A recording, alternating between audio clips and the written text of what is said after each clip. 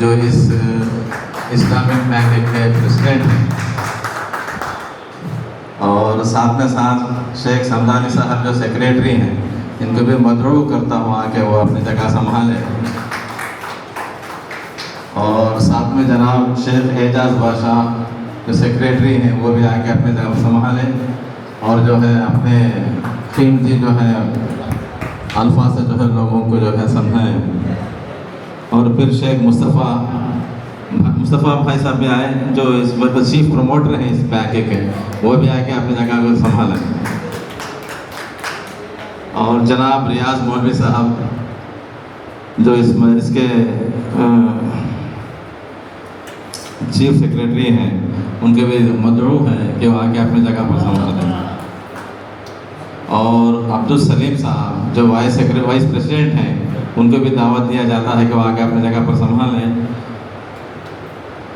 और जनाब फिरोज़ मौलाना साहब जो है उनको भी मदरू किया जाता है कि वो आके अपने स्टेज पर संभालें। और बिलाखिर अब्दुल रहीम जो काबिल नौजवान हैं, जो लोगों को जो है मोटिवेट करते हैं, इनको भी दावत दिया जाता है कि वो आके अपने अब्दुल रहीम साहब।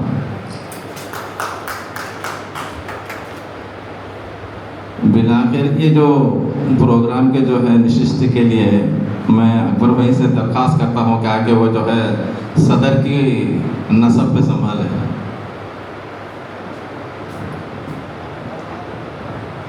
ईरानी भाई जज़ाकल्ला, बेहतरीन अंदाज से स्टेज सजाया है।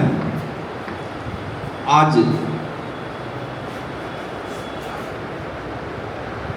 ये मीटिंग रखने की वजह क्या है बोले तो, जो भी mutually aided cooperative thrift and credit society limited जो कंदुकूर में जो मुसलमानों के तरफ से गैर कौम को एक इस्लाम का तो क्या मालूम कराना कर बोल को रखे से सोसाइटी है। हालांकि यह सोसाइटी रखने बहुत वो क्या है बोले तो हिम्मत वाली बात है। तो पहले बात मैं कंदुकूर के एक नौजवान मुझे जैसा सलाह बोल को मैं स्टार्ट करता हूँ। जब मुझे मैं एक मेरा दोस्त एक फ्रेंड के जाको उन जाको बोले ऐसा रखने का नहीं करो, तो उन क्या बोलेंगे तो अकबर भाई तुम्हें कब रिटायर होते हैं क्या बोलेंगे। मैं 1 साल में रिटायर होता हूँ। तुम्हें साल में रिटायर हो घर में आराम से बैठ जाओ।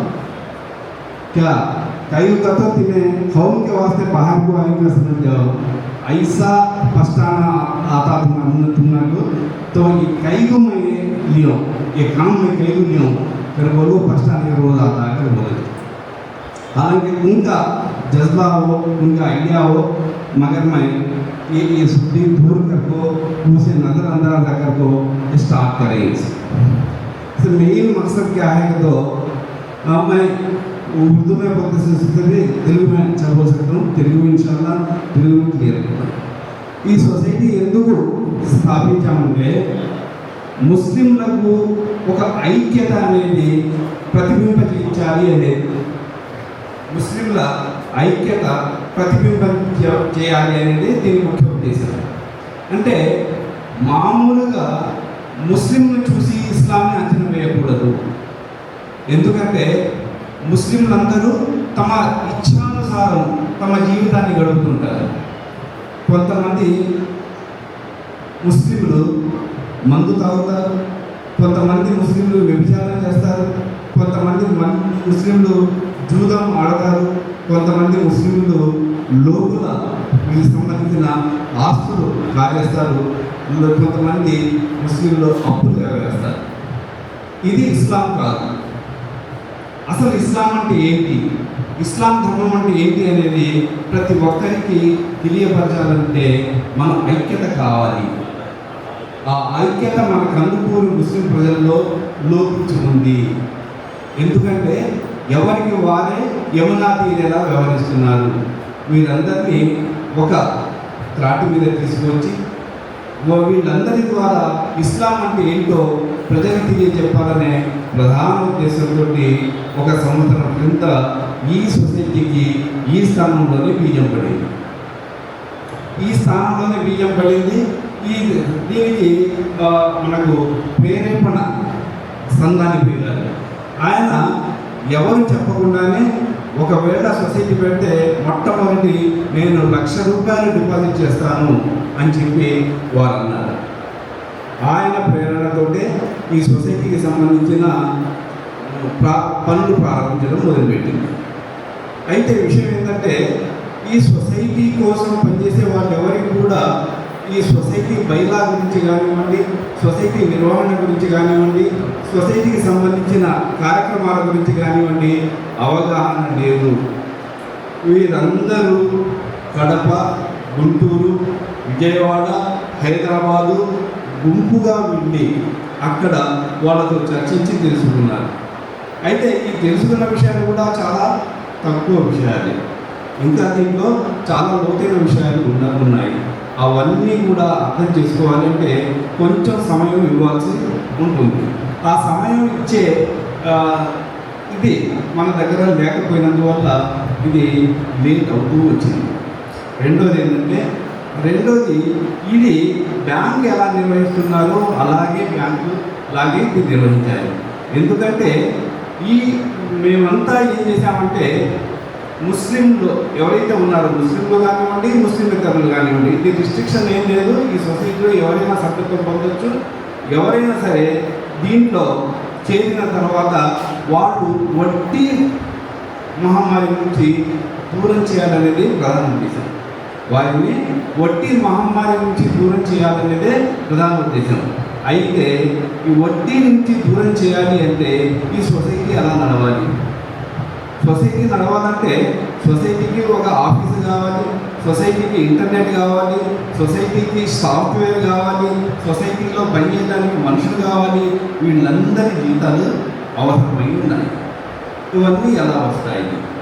ఇవి ఎలా వస్తాయి అంటే మనం ఎవరికైనా డబ్బులు ఇచ్చి ₹1000 డబ్బులు ఇచ్చి 1000 బదులు ₹40 మనం తీసుకుంటే ఆ ₹40 మాత్రమే మనం ఈ కార్యక్రమానికి ఉపయోగించడానికి ఉంటుంది. అయితే ఇస్లాం నిర్బంధంగా చెప్తుంది, మీరు ఎవరైనా సరే ₹100 ఇచ్చి దానికంటే అధికంగా పొందితే అది వడ్డీతో సమానమే. ఇంకా దాంట్లో ఎలాంటి తేడా లేదు, అది వడ్డీ. అంటే ముస్లిమేతరులను వడ్డీ రహిత సమాజంలోకి తీసుకురావాలని, వడ్డీ మహమ్మారి నుంచి రక్షించాలని ఈ వచ్చిన వాళ్ళందరూ ఈ వడ్డీ తీసుకుని దేవుడికి ఎదుట తలదించుకోవాల్సిన పరిస్థితి కలుగుతుంది. అయితే ఇది కేవలం అపోహ మాత్రమే. కొంతమంది అన్నారు మౌలానాలు ముఫ్తీలు ఉండి అసలు ఈ బ్యాంకులు పెట్టేది ఏంటి అంటే, మౌలానాలు ముఫ్తీలు ఉండి బ్యాంకులు పెట్టేది ఏంటి అని చెప్పే వాళ్ళకి నేను ఇచ్చే సమాధానం ఏంటంటే, ఈ మౌలానాలు ముఫ్తీల వల్లే ఈరోజు మన సమాజం ముందుకు పెడుతుంది. ఈ సమాజంలో ముస్లింలకు కొంతైనా విలువ బుద్ధి అంటే వాళ్ళ శ్రమ, వాళ్ళ కృషి, వాళ్ళ మార్గదర్శకత్వం అని చెప్పి నేను సభాముఖంగా తెలియజేస్తున్నాను. అయితే ఇక్కడ మనం ₹100 ఇచ్చి ₹100 పైన అధికంగా తీసుకుంటే అది వడ్డీ అయిపోతుంది. ఇప్పుడు ఈ సొసైటీ చేసేవన్నీ కూడా అదే ₹1000 ఇచ్చి ₹1040 తీసుకుంటుంది. ఈ వడ్డీ మనం తీసుకున్నట్లు అయితే ఇప్పుడు కమిటీ సభ్యులందరూ కూడా దేవుడి ఎదుట తలదించుకోవాల్సిన పరిస్థితి ఏర్పడుతుంది. అయితే దీనికి ఉలమాలు, మౌలానాలు, ముఫ్తీలు ఒక చక్కటి పరిష్కారం చూపించారు. దీన్నే మురబ్బా పద్ధతి అంటారు. వడ్డీ పద్ధతిని రిబా అంటారు ఇస్లాంలో, అది నిషిద్ధము. మురబ్బా పద్ధతి అంటే చాలామందికి అర్థం కాని విషయం ఇది. ఇప్పుడు ఎవరైనా సరే ఈ సొసైటీ యొక్క ముఖ్య ఉద్దేశం సొసైటీలో చేరాలి అంటే ముందుగా సొసైటీలో కనీసం 5 షేర్లు కొనుక్కోవాల్సి ఉంటుంది. ఒక షేరు విలువ ₹500. అంటే ₹500 పెట్టి ఇందులో షేరు కొనుక్కుంటేనే సొసైటీలో షేర్ హోల్డర్ అవుతారు. వీరు అడ్మిషన్ ఫీజుగా ఒక్కో షేర్కి ₹20 కట్టాల్సి ఉంటుంది. అంటే ₹625 ఇస్తే వీళ్ళు సభ్యత్వం పొందుతారు. వీళ్ళు ఇక్కడ వీళ్ళ ఖాతా ప్రారంభించాలి అంటే ₹200 కనీస నిల్వ ఉండేటట్టు ఒక సేవింగ్స్ ఖాతా ఓపెన్ చేయాలి. దీనికి 50 రూపాయలు స్టేషనరీ ఖర్చు ఇవ్వాలి. అంటే 875 రూపాయలు ఇస్తే దీంట్లో ఖాతా, తర్వాత దాంట్లో సభ్యత్వం పొందుతారు. పొందిన వాళ్ళు ఈ పొదుపు అనేది చేసుకోవాల్సి ఉంటుంది. పొదుపు ఎంతకాలం చేయాలి? 100 రోజులు చేయాలి. ఈ పొదుపు యొక్క ఉద్దేశం ఏంటంటే ముస్లింలలో సంపాదన ఎక్కువగా ఉంటుంది, దానికంటే అధికంగా కూడా ఖర్చు ఉంటుంది. కాబట్టి ఈ ఖర్చు నుంచి వీళ్ళని రక్షించాలి అంటే ఇలాంటి సొసైటీలు ముందుకు వచ్చి ఈ ఖర్చుని తగ్గించడానికి వాళ్ళలో సేవింగ్స్, పొదుపు అలవాటుని నేర్పించాలి అనేది ప్రధాన ఉద్దేశం. రెండవ ఉద్దేశం ఏంటంటే ఎవరైతే పొదుపు చేస్తున్నారో వాళ్ళ పొదుపు ఎక్కడ ఇంటరప్ట్ కాకుండా సక్రమంగా చేస్తూ ఉంటే వాళ్ళు తిరిగి చెల్లించే శక్తిని కలిగి ఉన్నారని అర్థమవుతుంది. ఫలితంగా ఏమవుతుంది అంటే వాళ్ళు 100 రోజులు చెల్లించిన సొమ్ము ఏదైతే ఉందో ఆ సొమ్ముకు 3 రెట్లు మనం రుణం ఇస్తాము. ఈ రుణం 3 రెట్లు అంటే ఒకవేళ ఎవరైనా సరే రోజుకి 1000 రూపాయలు చొప్పున 30,000 రూపాయలు మన దగ్గర పొదుపు చేస్తే 1,00,000 రూపాయలు అతనికి రుణంగా ఇస్తాము. అయితే ఈ రుణం ఎలా ఇస్తాం? ఈ రుణం మనం 1,00,000 రూపాయలు వాళ్ళకి ఇచ్చేసామంటే ఆ 1,00,000 రూపాయల నుంచి మళ్ళీ సర్వీస్ ఛార్జ్ వసూలు చేయాల్సి ఉంటుంది. ఆ సర్వీస్ ఛార్జ్ మనం వసూలు చేసామంటే అది డెఫినెట్గా మనం ఏ పేరు పెట్టుకున్నా అది వడ్డీ అవుతుంది, రిబా కింద పోతుంది అనుకుంటారు. అయితే దీని నుంచి రక్షించబడాలి అంటే ఏం చేయాలంటే ఈ మౌలానాలు, ముఫ్తీలు, ఉలెమాలు ఒక చక్కటి పరిష్కారం చూపారు. అది భాగస్వామ్య పద్ధతిలో మీరు వాళ్ళకి రుణం ఇవ్వండి. అంటే ఉదాహరణకి ఎవరైనా బట్టల వ్యాపారం చేసే వాళ్ళు ఉన్నారనుకోండి, బట్టల వ్యాపారం చేసే వాళ్ళు ఉంటే ఆ బట్టలు ఎవరైతే మేము ఈ బట్టల వ్యాపారం చేస్తామంటారో వాళ్ళు అక్కడి నుంచి కొటేషన్ చేస్తారు. అంటే 1,00,000 రూపాయలకి కొటేషన్ చేస్తారు. అప్పుడు ఈ సొసైటీ ఏం చేస్తుందంటే ఆ 1,00,000 రూపాయలు సొసైటీ వాళ్ళకి పే చేస్తుంది. ఎవరి దగ్గర నుంచి కొటేషన్ తెచ్చారో వాళ్ళకి 1,00,000 రూపాయలు పే చేస్తుంది. పే చేసి ఆ వస్తువులు సొసైటీ ఉంటుంది. సొసైటీ కొన్న వస్తువులు ఈ సభ్యుడికి 4% సర్వీస్ ఛార్జ్ తోటి సభ్యుడికి ఇస్తుంది. అంటే ఇక్కడ మురబ్బా సిస్టమ్ అన్నమాట. మనం డబ్బులు నేరుగా అతనికి ఇవ్వటం లేదు. ఎందుకంటే దేవుడు వడ్డీని హరాం చేశాడు, వ్యాపారాన్ని హలాల్ చేశాడు. కాబట్టి మనం నేరుగా వస్తువులు ఎవరికి వాళ్ళు ఏదైతే వ్యాపారం చేయాలనుకుంటున్నారో ఆ వస్తువులు మనం కొని ఆ వస్తువులు 4% లాభంకి ఆ సభ్యుడికి అమ్ముతాం. అయితే ఆ సభ్యుడికి అమ్మినప్పుడు ఆ సభ్యుడు ప్రతిరోజు మనకు మళ్ళీ డబ్బులు రిటర్న్ చేయాల్సి ఉంటుంది. ఆ డబ్బులు ఎంత రిటర్న్ చేయాల్సి ఉంటుందంటే మనం 1,00,000 రూపాయలకి మనం కొనుగోలు చేసాము, 1,04,000 రూపాయలకి మనం సభ్యుడికి అమ్మాము. ఆ సభ్యుడు మనకు ప్రతిరోజు 1,000 రూపాయల 40 రూపాయలు రిటర్న్ చేయాల్సి ఉంటుంది. ఈ 40 రూపాయలు ఇప్పుడు హలాల్ అయిపోయింది. ఎందుకంటే ఇది వ్యాపారంలో వచ్చే లాభం కాబట్టి. అంటే ఇక్కడ రిబా లేదు, మురబ్బా పద్ధతిలో వచ్చింది. అయితే ఇది చాలా తక్కువ పర్సెంటేజ్. దీనివల్ల ఏమవుతుందంటే చాలా ఈజీగా ప్రాసెస్ అవుతుంది, రుణం ప్రాసెస్ అవుతుంది, వాళ్ళకు వస్తువులు కొనుగోలు ఇస్తారు, వ్యాపారం చేస్తారు. అంటే ఇక్కడ గమనించాల్సింది ఏంటంటే వ్యాపార వస్తువుకు మాత్రమే ఇక్కడ డబ్బులు ఇస్తారు, పర్సనల్ వ్యవహారాలకు డబ్బులు ఇవ్వరు. పర్సనల్ వ్యవహారాలకు డబ్బులు ఇచ్చారంటే అది రిబా కింద పోతుంది. కాబట్టి ఇక్కడ చిన్న వ్యాపారస్తులను వాళ్ళ వడ్డీ దారుల కబంధాస్తాల నుంచి బ్రతికించాలని, వాళ్ళని బయట పెట్టాలని ఉద్దేశంతో చేసిన కార్యక్రమం తప్ప ఇంకా వేరేవి కాదు. అయితే ప్రాథమికంగా ఇందులో ఉండే వాళ్ళకి అవగాహన లేకుండా కొన్ని లోపాలు జరిగి ఉంటాయి. జరగలేకపోవడానికి వేరే ఏం లేవు, జరిగి ఉండొచ్చు. అయితే ఇవి చాలామంది ఏం చేశారంటే దీంట్లో డబ్బులు కట్టిన తర్వాత డబ్బులు ప్రాసెస్ లేట్ అయింది. అంటే ఈ సాఫ్ట్వేర్ కొనుగోలు చేయడానికి 71,000 రూపాయలు ఫీజు కట్టాల్సి వచ్చింది. అంటే మన దగ్గర ఒక 100 మంది 1,00,000 రూపాయలు కడితే 1,00,000 రూపాయలు మన దగ్గర డిపాజిట్ ఉంది. ఈ 1,00,000 రూపాయల్లో 71,000 సాఫ్ట్వేర్ కొనుగోలుకి ఇవ్వాలి. అలాగే కంప్యూటర్లు కొనాలన్నా, తర్వాత ప్రింటర్లు కొనాలన్నా, స్టేషనరీ కొనాలన్నా స్టేషనరీ ప్రింటింగ్ కొనాలన్నా కూడా ఈ డబ్బులు అవుతుంది. అయితే ఇక్కడ జరిగింది ఏంటంటే మంచి పని, ఎవరైతే డబ్బులు కట్టారో ఆ డబ్బుల్లోంచి ఒక్క నయా పైసా కూడా ఎవరూ ఖర్చు పెట్టలేదు, సొంతగా ఎవరూ ఖర్చు పెట్టలేదు. 34,000 రూపాయల స్టేషనరీ అయితే ఆ 34,000 రూపాయల స్టేషనరీ కూడా డొనేషన్లు వచ్చాయి, కంప్యూటర్లు డొనేషన్లు వచ్చాయి, ప్రింటర్లు డొనేషన్లు వచ్చాయి. ఆ తర్వాత ఆ లోపల కట్టిన ఇవి ఉన్నాయి కదా పార్టీషన్, అవి డొనేషన్లు వచ్చాయి. అయితే 71,000 ఏదైతే ఉందో ఆ 71,000 కూడా డొనేషన్లు కాదు, కానీ ఒక వ్యక్తి 1,50,000 రూపాయలు అప్పుగా ఇచ్చాడు. ఎందుకు ఇచ్చాడంటే ఈ 1,50,000 రూపాయలు మీరు తీసుకొని మీరు వాడుకోండి, తర్వాత మీరు ఎప్పుడన్నా లాభం వచ్చినప్పుడు కానీ ఏదన్నా ఎవరన్నా డొనేషన్ ఇచ్చినప్పుడు కానీ ఉండి అవి తిరిగి చెల్లించండి అని చెప్పి అతను ఇచ్చాడు. ఫలితంగా 71,000 పెట్టి సాఫ్ట్వేర్ కొన్నాము.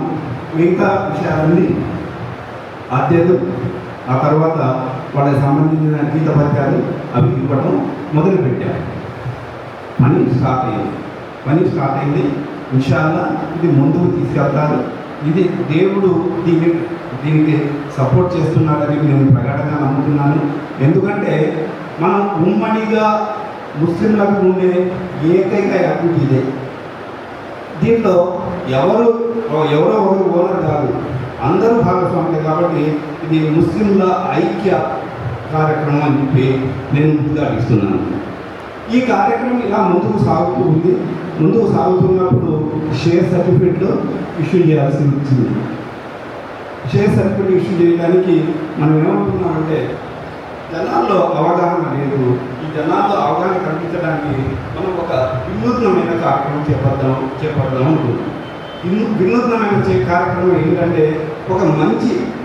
ఒక మౌలానా లాంటి వ్యక్తి, అది మైనార్టీ ఫైన్ ఆర్థిక సంస్థకు ఆయన చైర్మన్ అయిన వ్యక్తిని మనం ఇక్కడికి పిలిపించి వారి ద్వారా మోటివేషన్ చేయిస్తే ఇది బలంగా ప్రజల్లోకి పెడుతుంది అనుకున్నాను. అయితే నేను ఇప్పుడు సిగ్గుపడుతున్నాను. ఎందుకంటే మనం మసీదుల్లో ఏలాన్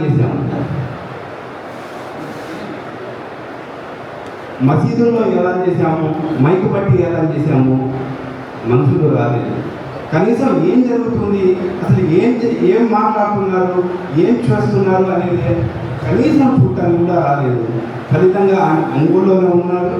ఒంగోలులో వచ్చి ఆయన ఏం చెప్పారంటే, మీరు మనుషులు రాగానే చెప్పండి, నేను అరగంటలో వచ్చేస్తాను.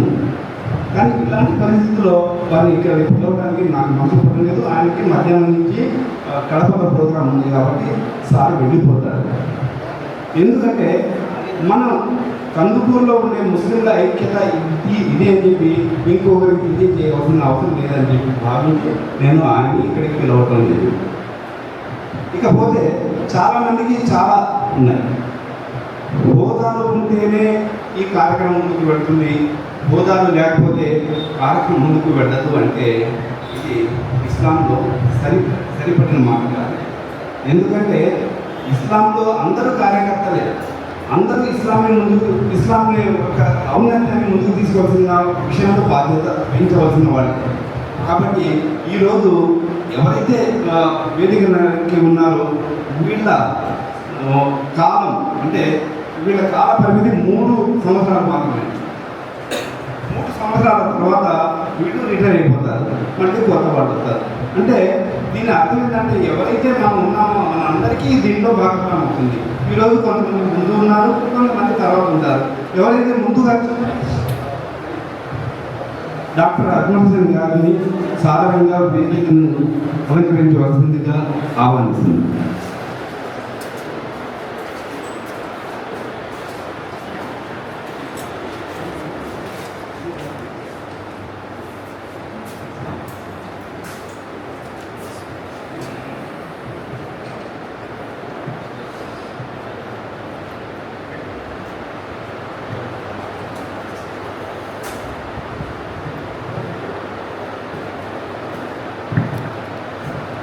ఇది కొంతమంది లైక్ మైండెడ్ పీపుల్ తోటి ఏర్పాటు చేసింది. ఇది లాభాపేక్ష కలిగిన సంస్థ కాదు. ఇది దేవుని దగ్గర స్థానం పొందడానికి చేస్తున్న ఒక కృషి మాత్రమే. ఎందుకంటే దీనిలో అపవాదులు అపనిందలు తప్ప వేరేమి రావు. అది ప్రజల నుంచి దేవుడి నుంచి మేలు మాత్రం వస్తుంది. ఆ మేలు కోసం ఆశపడి మేమంతా కృషి చేస్తున్నాము. మీ అందరి సహకారం మేము ఆశిస్తున్నాము. ఇకపోతే ఈ కార్యక్రమంలో ముఖ్యంగా మనం కందుకూరులో మోటివేషన్ చాలా అవసరం. కందుకూరు ప్రజలకు మోటివేషన్ చాలా అవసరం. ఎందుకు అవసరం అంటే మనమంతా ఉద్యోగాలు చేశాము, సంపాదించాము, పిల్లల్ని అభివృద్ధి బాట పట్టించేసాము. ఆ తర్వాత మనం ఇంటికి పరిమితమైపోయాం. అంటే అలా అని చెప్పి మన దగ్గర నైపుణ్యాలు లేవని కాదు, తెలివితేటలు లేవని కాదు. లేనిది ఏంటంటే ధైర్యం లేదు. ఈరోజు ముస్లింలు ధైర్యం కోల్పోయి బ్రతుకుతున్నారు, ఉత్సాహం వదిలేసి బ్రతుకుతున్నారు. అలాంటి ముస్లింల వల్ల సమాజం పైకి రాలేదు. పైకి రావాలంటే వీళ్ళలో మళ్ళీ ఈ స్థాయిలో మోటివేషన్ అవసరం ఉంది. అలా ఎలాంటి మోటివేషన్ కావాలి అంటే తమ పిల్లలు ఎవరైతే ఎదిగారో అలాగే పేద పిల్లలు కూడా ఎదగాలనే ఒక ఆకాంక్ష ముస్లిం అయిన ప్రతి ఒక్కడిలో ఉండాలి. ప్రతి ఒక్కడు ఈ పిల్లలు కూడా బాగుపడాలి అని చెప్పి ఆలోచనలో ఉండాలి. ఈరోజు చాలా బాధగా చెప్పుకోవాల్సిన విషయం ఏంటంటే మన కందుకూరు నుంచి ఒక్కరంటే ఒక్కరు కూడా గ్రూప్ ఆఫీసర్ లేడు. కారణం ఏంటి? మన పిల్లలు తెలివిగల వాళ్ళే కాదా? మన పిల్లవాళ్ళకి ధైర్య సాహసాలు లేవా? వాళ్ళు ఏదన్నా ఇస్తే అందిపుచ్చుకునే శక్తి వాళ్ళలో లేదా? అన్నీ ఉన్నాయి, కాకపోతే ప్రోత్సాహం లేదు. ఆ ప్రోత్సాహం ఎలా వస్తుంది?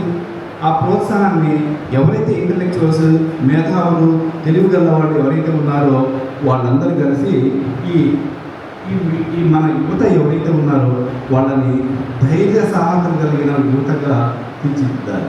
ధైర్య సాహసాన్ని గల యువత అంటే కొట్లాటల కోసం కాదు, ఏదైనా సమస్య ముస్లింలకు వచ్చినప్పుడు నిలబడగలిగే యువతగా, వాళ్ళకు సహకారం అందించే యువతగా మనం ఏర్పాటు చేయాలి. ఈరోజు ఏదైనా కార్యక్రమం జరిగితే చాలామంది చెప్తుంటారు, అది చాలా బాధ వేస్తుంది నాకు.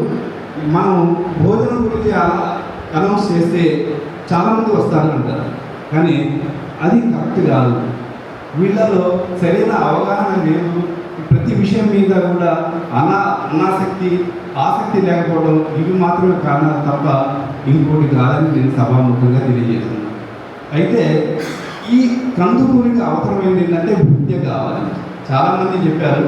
చాలామంది ఏమని చెప్తారంటే మీకు టీవీ ఛానల్కి సంబంధించిన వాళ్ళు కూడా చాలామంది చెప్తారు ముస్లింలలో విద్య అవసరము అని. ఆ విద్య కోసం మన కందుకూరులో లా కోర్సు చదివే వాళ్ళకి నేను సహకారం ఇస్తానని చెప్పి Hafeez Sandani cycle shop owner ఇంతకు ముందే ప్రకటించుకున్నారు. అయితే ఇది చదివే వాళ్ళు ఎవరు? లా అవసరం ఏముంది? లా వల్ల మనకు వచ్చే ఉపయోగం ఏంటి? ప్రజల్లో అవగాహన లేదు. ప్రజలు ఎప్పుడు ఎంతసేపటికి 2 అంశాలు మాత్రం చూసుకుంటున్నారు. అవి అయితే ఇంజనీరు, లేకపోతే డాక్టర్. అయితే ఇంజనీరు, డాక్టరు, ఇంజనీరు వాళ్ళ కుటుంబాలకు ఉపయోగపడతారు. అయితే వైద్యం చేసినందువల్ల సమాజానికి ఉపయోగపడతారు. అయితే వాళ్ళ కమ్యూనిటీకి ఎలా ఉపయోగపడతారు? చాలా కొద్దిమంది మాత్రమే కమ్యూనిటీకి ఉపయోగపడే వాళ్ళు ఉన్నారు. అయితే ఇవి కాదు మన ముస్లిం సమాజానికి కావాల్సింది, ఇవి కాదు. ఇంజనీరు, సాఫ్ట్వేర్ ఇంజనీరు, డాక్టరు ఎవరో కాదు. మనకు కావాల్సింది సైంటిస్టులు కావాలి, మనకు బ్యూరోక్రాట్స్ కావాలి, మన గురించి మాట్లాడగలిగే ఒక అడ్వకేసీ చేయగలిగే ధైర్యవంతమైన యువత కావాలి. ఆ యువతను తీసుకురావాలి అంటే మనమంతా కలిసి ఒక మంచి విద్యా సంస్థని ఇక్కడ నెలకొల్పవలసి ఉంది. అయితే విద్యా సంస్థ నెలకొల్పగలిగే ధైర్యం మనకు ఉందా? మనమంతా బాగా చదువుకున్న వాళ్ళని, కానీ మన దగ్గర ధైర్యం లేదు. చాలామంది ఏమంటారంటే మన దగ్గర డబ్బు లేదు అంటారు, కానీ నేను అంటాను మన దగ్గర ధైర్యం లేదంటాను. మనకు ధైర్యం లేదు కాబట్టి మనం విద్యాసంస్థ నడపలేము. ఒకవేళ నడిపిన విద్యాసంస్థని ఆదర్శప్రాయంగా నడపలేకపోతున్నాము. దీనికి నేను నడపగలము, నడిపే శక్తి మన దగ్గర ఉంది అని మనకు వెన్ను తట్టి చెప్పగలిగేవాడు లేదు కాబట్టి మనం జరగలేదు. నేను మీకు ఒక చక్కటి ఉదాహరణ చెప్తాను. మీరు అందరూ సిద్ధార్థ అకాడమీ నుంచి విజయవాడ విని ఉన్నారు. సిద్ధార్థ అకాడమీ ఒక ఓనర్షిప్ లేదు. దానికి దాదాపు 500 మంది పార్ట్నర్స్ ఉన్నారు, లైఫ్ టైం మెంబర్స్ ఉన్నారు. వాళ్ళు ఆ టైంలో ఒక్కొక్కడు ₹1,00,000 పెట్టి సభ్యత్వం తీసుకున్నారు. ₹1,00,000 500 మంది కలిపి 5 కోట్లు ఏర్పాటు చేశారు. 5 కోట్లతోటి విద్యాసంస్థ ఏర్పాటు చేశారు. అది ఆ విద్యాసంస్థలు ఎలా ఏర్పాటు చేశారంటే, వాళ్ళు విజయవాడ నగర బొడ్డులో ఉంటే ఎండోమెంటల్ ల్యాండ్స్ ఏవైతే ఉన్నాయో ఆ ఎండోమెంటల్ ల్యాండ్స్ని లీజుకు తీసుకొని ఆ లీజుకు తీసుకున్న ల్యాండ్స్లో బిల్డింగ్లు కట్టారు. బిల్డింగ్లు కట్టి ఈరోజు అత్యున్నత స్థాయి విద్య అందించే అకాడమీలో ఒక అకాడమీగా వెలుగుతుంది. అది ఏ స్థాయికి పోయిందంటే సిద్ధార్థ మెడికల్ కాలేజ్ కూడా కట్టారు. సిద్ధార్థ మెడికల్ కాలేజ్ కూడా కట్టారు. కట్టి దాంట్లో యాక్చువల్గా మెడికల్ కాలేజ్ అంటే ఎంత లాభాలు వస్తాయి అందరికీ తెలుసు కదా. అంత లాభాలు వచ్చే సంస్థని ఎన్టీ రామారావు గవర్నమెంట్కి హ్యాండ్ ఓవర్ చేయమంటే వాళ్ళు గవర్నమెంట్కి హ్యాండ్ ఓవర్ చేసి మళ్ళీ సిద్ధార్థ పిన్నాని అని చెప్పి ఇంకో మెడికల్ కాలేజ్ గన్నవరంలో కట్టుకున్నారు. అయితే ఈరోజు కూడా ఆ విద్యా సంస్థలు నిర్విఘ్నంగా నిరాటంకంగా చాలామందిని విద్యావేత్తలుగా చేస్తూ అలా జరుగుతున్నాయంటే కారణం ఏంటంటే ఎవరైతే దీనిలో భాగస్వాములు ఉన్నారో వాళ్ళందరూ వాళ్ళ పిల్లల్ని విద్యావంతులు చేయాలనే ఉద్దేశంతో ఏర్పాటు చేసిన సంస్థ. అలాంటి సంస్థని మనం కూడా ఏర్పాటు చేయవచ్చు. అయితే మనకు కావాల్సింది ఏంటంటే ఈ సంస్థ మీరు ఏర్పాటు చేయవచ్చు, మీరు దీన్ని మన పిల్లలకి ఉపయోగంగా చేయవచ్చు అని చెప్పి వెన్ను తప్పి ముందుకు తీసుకెళ్ళే నాయకుడు మాత్రం మన దగ్గర లేదు. అది లోకం వల్ల మాత్రమే ముందుకు ఉంటుంది. మన దగ్గర రిటైర్ అయి ఉంది. రిటైర్ అయిన తర్వాత ఎవరు కనపడలేదు బయటికి. వాళ్ళ విషయాల్లో వాళ్ళు కనుమరుగైపోయారు. అలాంటి వాళ్ళు బయటికి రావాలి. కేవలం 200 మంది ఒక్కొక్కరు ₹1,00,000 చొప్పున సభ్యత్వంతో లైఫ్ మెంబర్స్ తోటి మనం ఒక సంస్థని ఏర్పాటు చేస్తే ఆ సంస్థ ద్వారా మనం అత్యున్నతమైన విద్యని పిల్లలకు అందించాలి. మీరు ఈ సంస్థలో ఎల్కేజీ, యూకేజీ, 10th అవసరం లేదు. మనం ఈ సంస్థలో స్కిల్ గైడెన్స్ ఒకటి అంటే మార్గదర్శకత్వం ఇచ్చే ఒక విభాగం. తర్వాత ఎవరికైతే ఐఏఎస్, ఐపీఎస్ చదవాలనుకుంటున్నారో అలాంటి వాళ్ళకి మనం ఫిజికల్గా వాళ్ళకి ట్రైనింగ్ ఇవ్వాల్సిన అవసరం లేదు. అన్నీ ఆన్లైన్లో ఉన్నాయి. వాళ్ళకి వెసులుబాటు కలగజేయాలి. అంటే వాళ్ళు కూర్చోటానికి వాళ్ళకి ఒక మంచి హాలు, తర్వాత వాళ్ళు ఆన్లైన్లో చదువుకోవడానికి ఒక స్క్రీన్, గైడెన్స్ ఇవ్వడానికి ఒక మెంటర్, వీళ్ళని పట్టగలిగితే సరిపోతుంది. ఇంకా మన సమాజంలో ఇస్లాం అనేది స్త్రీలలో రావాల్సి ఉంది. పురుషుల్లో ఇస్లాం వచ్చింది, అందరూ నమాజ్ చదువుతున్నారు. అయితే స్త్రీలలో కూడా ఇది రావాలి. కాబట్టి మనం ఇంటర్ స్థాయిలో స్త్రీలకు ప్రత్యేకంగా ఆలింగ్ కోర్సుతో పాటు మంచి విద్యను అందజేసే ఒక కాలేజీ, జూనియర్ కాలేజీ వాళ్ళకి ఏర్పాటు చేస్తే వాళ్ళు ఇంటర్ పూర్తయ్యేటప్పటికీ వాళ్ళు నిష్ణాతులైన ఆలిం అవుతారు. తర్వాత నీట్ లాంటి లేదా మంచి కాంపిటేటివ్ ఎగ్జామ్స్ సాధించగలిగే స్థాయికి వాళ్ళు వస్తారు. అలాంటి సంస్థలుగా మనం ఏర్పాటు చేయొచ్చు. ఇవన్నీ మనమందరం ఐక్యంగా చేస్తే అవుతుంది. ఎవరో ఒక్కరు ముందుకు వచ్చారని ఆ ముందుకు వచ్చిన వాళ్ళని వదిలేసి కనుక పెడితే సరిపోదు. ఇప్పుడు మన స్థలం ఎలా వస్తుంది? 2 కోట్లు వచ్చేసాయి, 200 మంది సభ్యులు అయ్యారు. మన స్థలం ఎలా ఉంటుంది? స్థలం వాళ్ళకు కూడా పిన్నమే సిద్ధార్థ వాళ్ళకు కూడా స్థలం లేదు. వాళ్ళు ఎండోమెంటల్ లీజుకి తీసుకున్నారు. అట్లాగే మనకి సంబంధించి 1 కోటి చాలా ఉంది. అది కూడా మనం లీజుకి తీసుకోవచ్చు. వాడైతే 30 ఏళ్ళకి ఇస్తారు, మన వాళ్ళు 99 ఏళ్ళకి ఇస్తారు. అది తీసుకోవచ్చు, అక్కడ బిల్డింగ్లు కట్టవచ్చు. అయితే దీనికి ఒకరిద్దరు కుదరదు. ఒక శక్తిగా యూత్, తర్వాత మేధావులు, రిటైరైన వ్యక్తులు అందరూ కలిసి సంయుక్తంగా చేయగలిగితేనే ఇది ముందుకు తీసుకెళ్తాం. అలాంటి విద్యా సంస్థలను మనం ఏర్పాటు చేసుకొని అలాంటి విద్యా సంస్థల ద్వారా మనకు ముస్లింలకు మోటివేషన్ చేసుకుంటా పోతూ ఉంటే ఒకానొక రోజు, ఏదో ఒక రోజు మనమందరం ఒక ఇస్లాం గర్వించదగ్గ స్థాయికి మనం చేరగలిగే ఆ రోజు ఎంత దూరం లేదని నేను సభాముఖంగా తెలియజేస్తున్నాను. ఇకపోతే ఈ కార్యక్రమంలో మీ అందరినీ నేను విజ్ఞప్తి చేసేది ఏంటంటే, దయచేసి మీరందరూ ఈ కార్యక్రమంలో భాగస్వాములు అవ్వండి.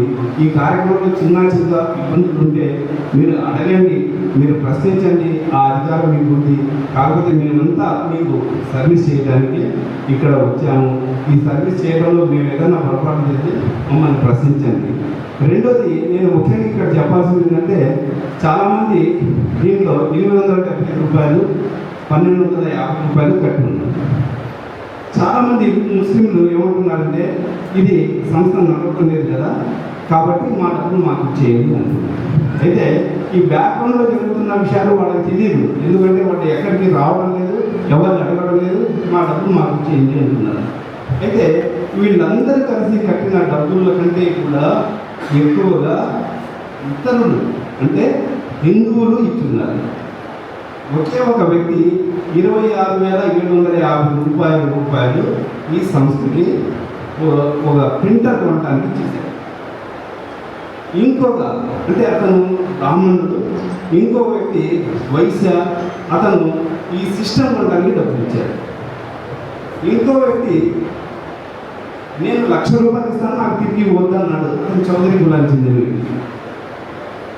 వీళ్ళందరూ ఇంత డబ్బులు వీళ్ళు ముస్లిం కమ్యూనిటీ కోసం ఇస్తున్న వాళ్ళందరికీ తెలుసు ఇది ముస్లిం కమ్యూనిటీ కోసం జరుగుతున్న కార్యక్రమాన్ని.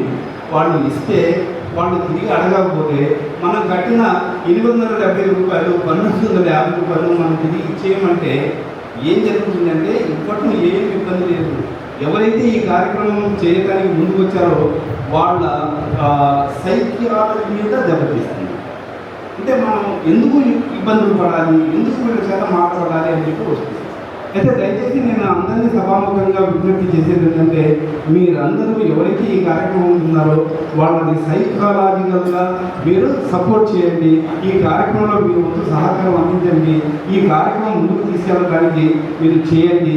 ఎందుకంటే ఈ కార్యక్రమం కొత్తగా కందుకూరులోనే కాదు, ఈ కార్యక్రమం రాష్ట్రంలో 44 శాఖలతోటి జరుగుతుంది. ఈ 44 శాఖలు కూడా ఈరోజు లాభాలతోటి నడుస్తున్నాయి. కొన్ని చోట్ల అయితే అసలు ఈ సర్వీస్ ఛార్జ్ కూడా తీసుకోకుండా ఇస్తున్నారు. ఎందుకంటే అంత లాభాలు వాళ్ళకి వచ్చున్నాయి, అన్ని డొనేషన్లు వాళ్ళకి వచ్చున్నాయి. మనం రీసెంట్గా 2 ఏళ్ల క్రితం ఏర్పాటు చేయబడిన శాఖ విజయవాడలో ఈరోజు 14 కోట్ల టర్నోవర్తో ఉంది. మీరు అనంతపురం నుంచి చూస్తూ ఉంటారు.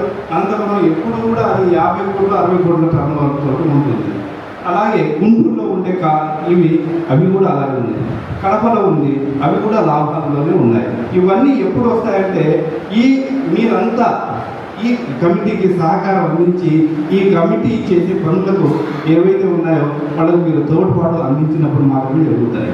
కాబట్టి ఈ కార్యక్రమంలో నేను ముందుగా ధన్యవాదాలు చెప్పుకోవాల్సింది ఏంటంటే, నేను డాక్టర్ అజీమ్ గారికి చెప్పాలి. ఎందుకంటే ఈ కార్యక్రమం మొదలైన నుంచి ఆయన వెన్నంటి ఉండి ఆయన వంతు సహకారం ఆయన అందిస్తూ వస్తున్నారు. కాబట్టి ఆయనకు ముందుగా నేను ధన్యవాదాలు తెలియజేసుకుంటున్నాను. అయితే ఈ కార్యక్రమంలో చాలామంది ముస్లింలు వాళ్ళ మనీ కూడా డొనేషన్గా ఇచ్చారు. అయితే ఆ డబ్బులు ఎవరికి కూడా దాన్ని ఖర్చు పెట్టబడలేదు. ఆ డబ్బులన్నీ ఈ సొసైటీకే ఖర్చు పెట్టబడ్డాయి. ఈ సొసైటీలో ఉండే ప్రతి అణువు వాళ్ళకి సంబంధించినది. కాబట్టి వీళ్ళ డబ్బులు ఎక్కడికి పోలేదు. రెండోది, అకౌంట్లో 2,38,000 రూపాయలు ఈ రోజుకు ఉన్నాయి. ఆ డబ్బులు మీరు ఇచ్చిన డబ్బులే. అందులో 1,00,000 రూపాయలు డిపాజిట్ యథావిధిగా సంఘానికి ఇచ్చినది పోగా 1,38,000 రూపాయలు ఎవరైతే అడ్వాన్స్ వచ్చి ఇచ్చారో ఆ డబ్బులన్నీ బ్యాంకులో భద్రంగా ఉన్నాయి. ఆ బ్యాంకులో ఉండే ఆ డబ్బులతోటి ఎవరి అద్దెలు ఇవ్వటం లేదు, ఎవరి సాఫ్ట్వేర్కి ఛార్జీలు చెల్లించడం లేదు, ఏం చేయడం లేదు. ఆ డబ్బులు భద్రంగా ఉన్నాయి, మీ డబ్బులు వచ్చేస్తాయి. ఇకపోతే షేర్ సర్టిఫికేట్ ఇష్యూ చేయాలంటే ఈకేవైసీ అవసరం.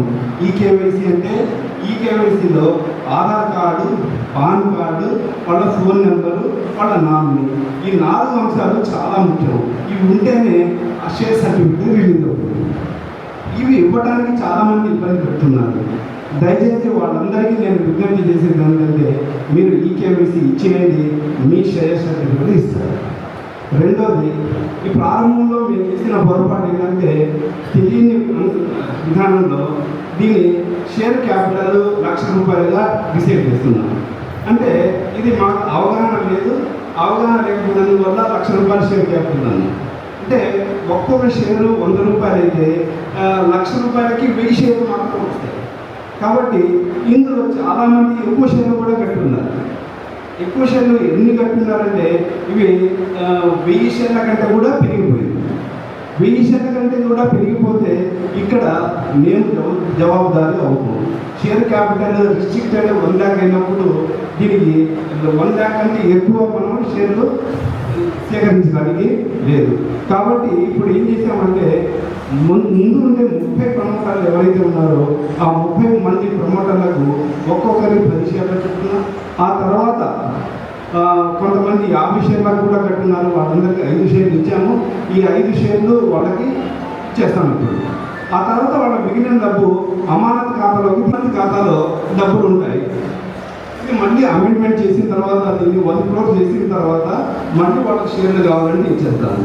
షేర్లు అవసరం లేదు అంటే మీ అమానత్ ఖాతాలో ఉండే డబ్బులు ఏవైతే ఉందో అది ₹200 మినిమం బ్యాలెన్స్ పెట్టి మీ డబ్బులు తీసేసుకోవచ్చు. ఇది అమానత్ ఖాతా ఇప్పుడు ఒక 10-15 రోజులు పడుతుంది అమానత్ ఖాతా మళ్ళీ జనరేట్ అవ్వడానికి.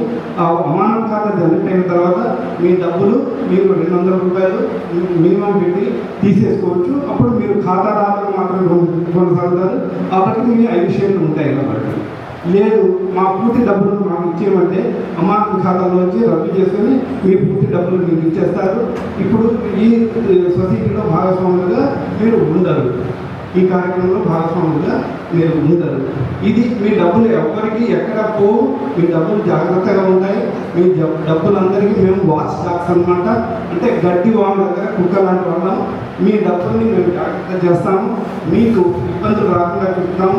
అలాగే దేవుడి దగ్గర మాకు కూడా ఇబ్బందులు రాకుండా చూసుకుంటాము. ఈ కార్యక్రమం గురించి నేను వివరంగా చెప్పాను అనుకుంటాను. మీకు ఇంకెవరికైనా అనుమానాలు ఉంటే అడగచ్చు. నేను చెప్పిన తర్వాత సభ కొనసాగిస్తాను.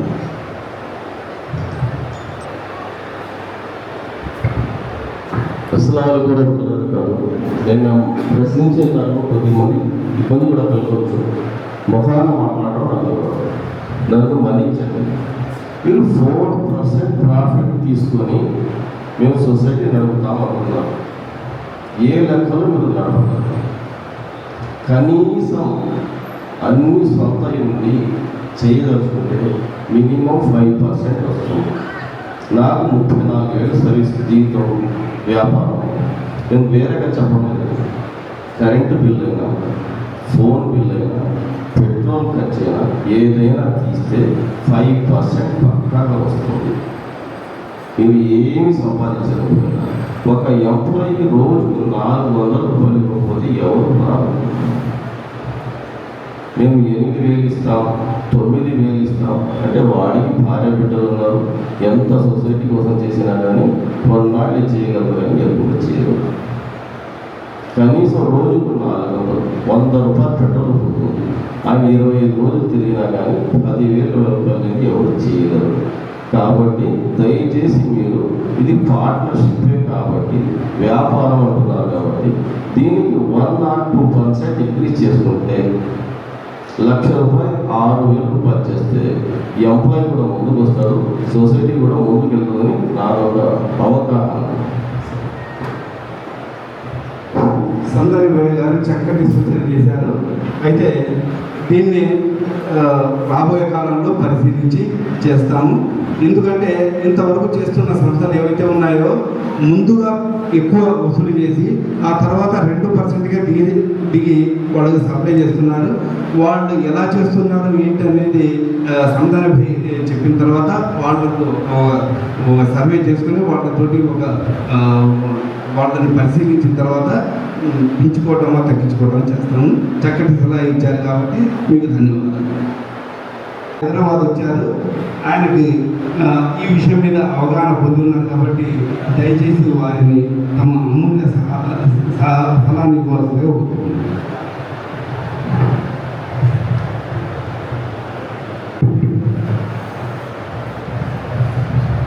السلام عليكم ورحمة الله وبركاته.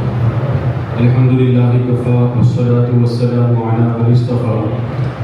أما بعد فأعوذ بالله من الشيطان الرجيم. بسم الله الرحمن الرحيم. وذكر فإن الذكرى تنفع المؤمنين. صدق الله العظيم. عزیز دوستو، اللہ کا فضل ہے، اس کا کرم ہے کہ آج جو ہے ہم لوگ ایک عظیم مقصد کے تحت شادی خانے کی اس اہم مجلس کے اندر، اجلاس کے اندر جمع ہوئے ہیں. اللہ تعالیٰ سے دعا کرتے ہیں اللہ تعالیٰ ہم لوگوں کے جمنے کو، جڑنے کو جو مقصد ہے، اللہ اس مقصد میں ہمیں کامیابی عطا فرمائے.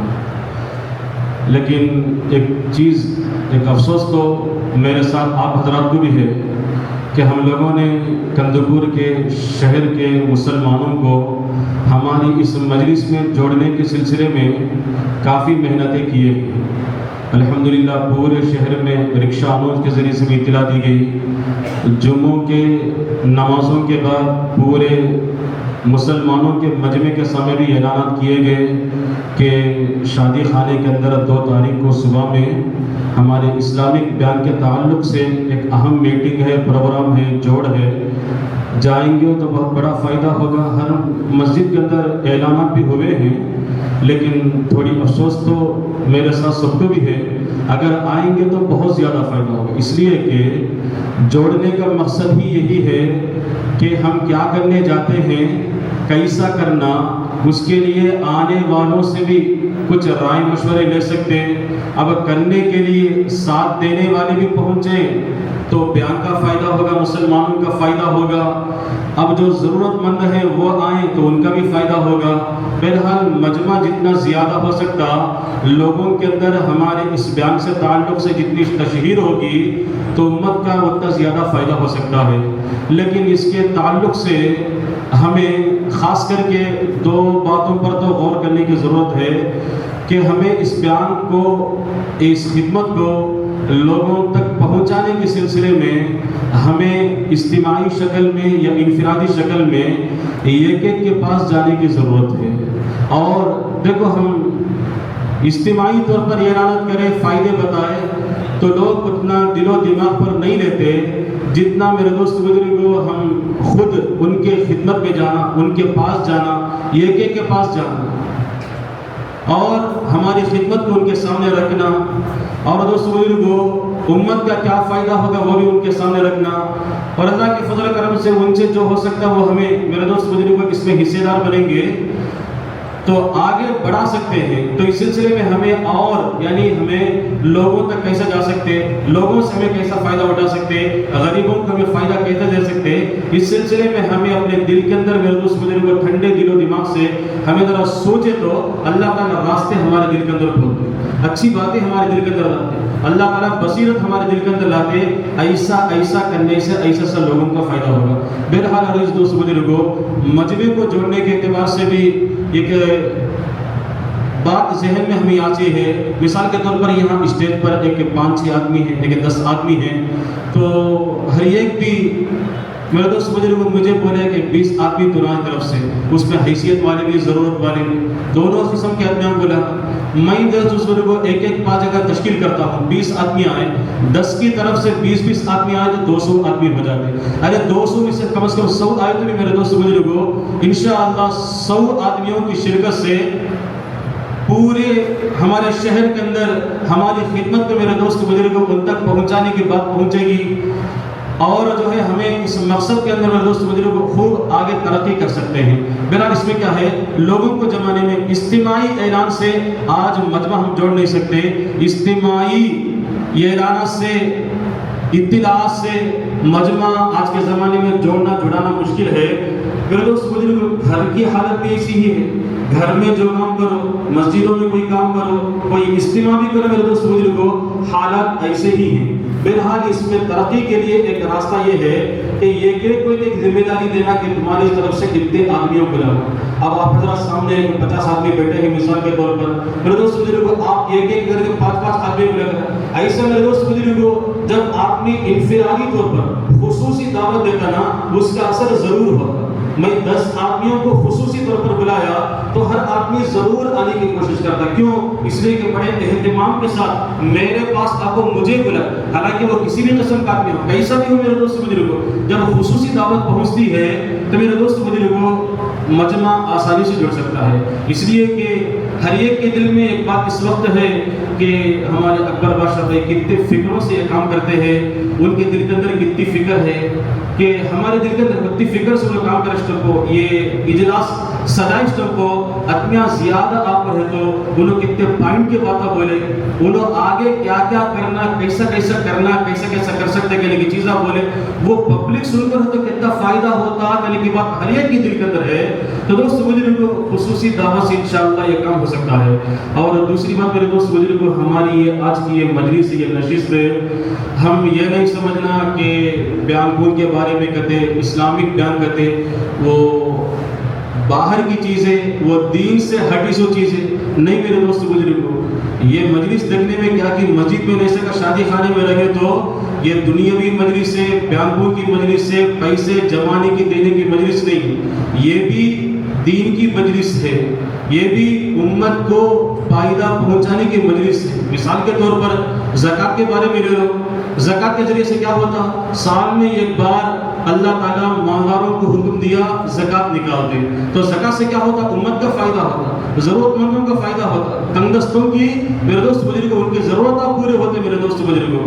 تو زکوٰۃ کس میں سے ہے، اسلام میں سے ہے، ارکان اسلام میں سے ہے، اسلام کے فرضوں میں سے کیا ہے، یہ زکوٰۃ ہے. تو زکوٰۃ کے ذریعے سے جہاں لوگوں کا فائدہ ہوتا ہے، آج میرے دوست بزرگوں یہ ہماری مجلس جو سجی ہے اس کا مقصد بھی یہی ہے کہ ہمارا معاشرہ، مسلمانوں کے معاملات کیا ہے، سودی لین دین سے پاک ہو جائے، پاکیزہ ماحول مسلمانوں کو ملنا، مسلمانوں کے روزگاری کا مسئلہ حل کرنا، یہ ہمارا مقصد ہے میرے دوست بزرگوں. ہم سب کا بھی ہے. ایک آدمی ہے، مسلمان تندرست ہے، ضرورت مند ہے، وہ آدمی کے پاس روزگاری کا انتظام نہیں ہے، وہ چاہتا ہے کہ مجھے کچھ رقم کی ضرورت ہے، مجھے رقم مل جائے تو میں اپنی روزگاری کا انتظام کر سکتا ہوں. میرے دوست بزرگوں کوئی سوچتا ہے تو میرے دوست بزرگوں ایسے لوگوں پہ یہاں سے کام بنتے ہیں تو یہ کیا ہے، یہ امت کی خدمت ہے، امت کی خدمت ہے، دین کی خدمت. اسے باہر کی چیز سمجھنا، یہ کہ دنیاوی مجلس سمجھنا نہیں، یہ بھی دین کی خدمت ہے. اس میں میرے دوست بزرگوں اللہ تبارک و تعالی ہمیں مالی عبادت کے بھی حکم دیا، جانی عبادت کے بھی حکم دیا. تو یہ مالی عبادت ہے میرے دوست بزرگوں، اس کے ذرے ذرے کا فائدہ اللہ تبارک و تعالی ہمیں ضرور دیتے ہیں. اور اسی کے ساتھ ساتھ میرے دوست بزرگوں اس کام کو ذمہ داری سمجھ کر، خصوصاً جن جن لوگوں کو اس کام کے سلسلے میں جو ذمہ داریاں دی گئی ہیں وہ لوگ تو الحمدللہ اخلاص والے ہیں، امانت دار ہیں، فکر سے کام کرتے ہیں. لیکن اس کے ساتھ ساتھ میرے دوست بزرگوں ایک چیز ہمیں اپنے اندر یہ بات لانے کی ضرورت ہے کہ ہمیں یہ کام کے ذریعے سے لوگوں کو فائدہ پہنچانا بول کر ارادہ کریں. یہ اچھا کام ہے، ضرور کریں گے، آخر تک کریں گے میرے دوست بزرگوں، ہمارا جذبہ بھی ہے.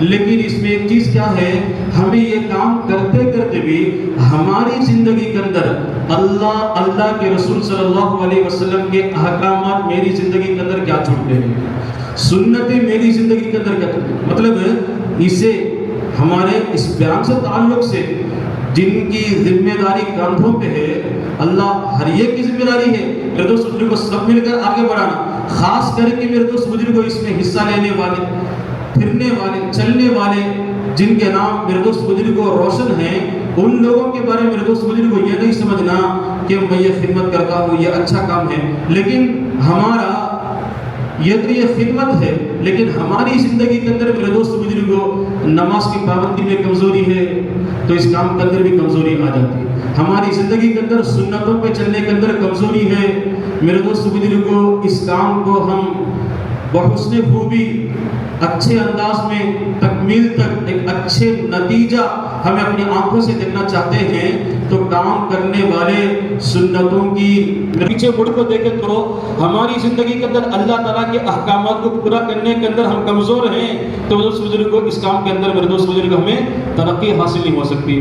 बहरहाल मेरे दोस्त बुजुर्गों, तमाम बातों का खुलासा ये है कि आज की हमारी ये जो मजलिस है हकीकत में पूरे तौर पर खुलासा ये है कि इस्लाम को, मुसलमानों को मजबूत करना, मुसलमानों की ज़िंदगी को मेरे दोस्त बुजुर्गों पाकीज़ा बना को उन लोगों को अल्लाह तबारक व तआला की इबादत में आप हजरात ज़रा एक मिनट टाइम निकाल कर सोचे तो आप हजरात को खुद मालूम होता आज हमें कहीं को जोड़े ये बयान कहीं को ये पैसों की बातें ये 4% है 5% है जो जितने भी बातें आई हैं मकसद क्या है।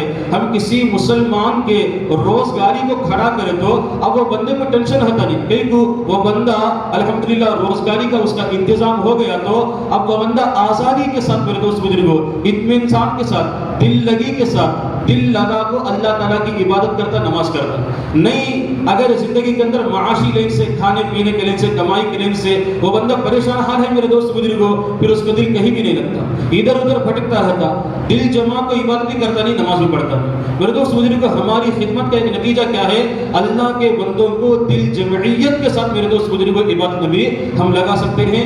तो ये हमारी ये खिदमत है, दीन की बहुत बड़ी खिदमत है। अल्लाह ताला से हम दुआ करते हैं हमारे शहर में जो लोग ख़दम बढ़ाकर सामने आकर मेरे दोस्त बुजुर्गों इस खिदमत के सिलसिले में वक्त दे रहे हैं और अपने दिल में तदबीरें सोचते हैं, प्लान सोचते हैं कि उम्मत का कैसा फ़ायदा हो, अल्लाह ताला से दुआ करते हैं अल्लाह ताला उनकी नीयतों की इरादों को अल्लाह ताला पूरे फरमाए और अल्लाह ताला और तरक्की की दौलत अल्लाह ताला हमें अता फरमाए और इसके अल्लाह ताला हमें इसका निअमल बदल भी अता फरमाए। अल्लाह ताला से दुआ करते हैं अल्लाह ताला हम तमाम को इन बातों पर कहते सुनते इखलास से अमल करने की तौफीक अता फरमाए।